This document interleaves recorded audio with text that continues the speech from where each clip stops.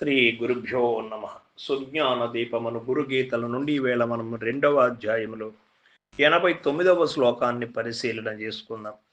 జ్ఞానం వినా ముక్తి పదం లభ్యతే గురుభక్తితః గురోః సామాన్యతో నాన్యత్ సాధనం గురుమార్గిణ.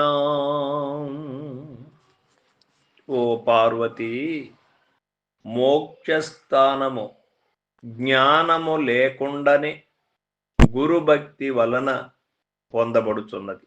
కనుక సద్గురు మార్గము గలవారలకు సామాన్యముగా గురువు కంటే వేరైన ఉపాయమే లేదు అని చెబుతూ ఉన్నాడు పరమేశ్వరుడు. ఎవరికైతే జ్ఞానం శుద్ధ జ్ఞానం ఉంటుందో అతడు శుద్ధమైనటువంటి మార్గములో నడుస్తాడు, గురువుని సేవిస్తాడు, గురువు ద్వారా తెలుసుకోవలసినటువంటి విషయములను తెలుసుకుంటాడు. జ్ఞానము లేనటువంటి వారు ఎవరూ ఉండరు. ఆ జ్ఞానము మిశ్రమైనటువంటి జ్ఞానము ఉంటుంది, మలిన జ్ఞానము ఉంటుంది, శుద్ధ జ్ఞానము ఉంటుంది. మలిన జ్ఞానం ఉన్నటువంటి వాడు అసలు గురువుని తెలుసుకోవాలనే భావనే ఉండదు. నానా రకమైనటువంటి భ్రాంతులకు లోనై నానా రకమైనటువంటి విధములలో వెళుతూ ఉంటాడు మలిన జ్ఞానం కలిగినటువంటి వాళ్ళు. మిశ్రమ జ్ఞానము కలిగినటువంటి వారు గురువుని సేవిస్తూ ఉంటారు, సంపూర్ణంగా కాదు. అదేవిధంగా మళ్ళీ కూడా తన యొక్క మనసు పూర్వపు మార్గములలో ప్రయాణిస్తూ ఉంటుంది. ఇది మిశ్రమ మార్గములో ఉన్నటువంటి జ్ఞానం.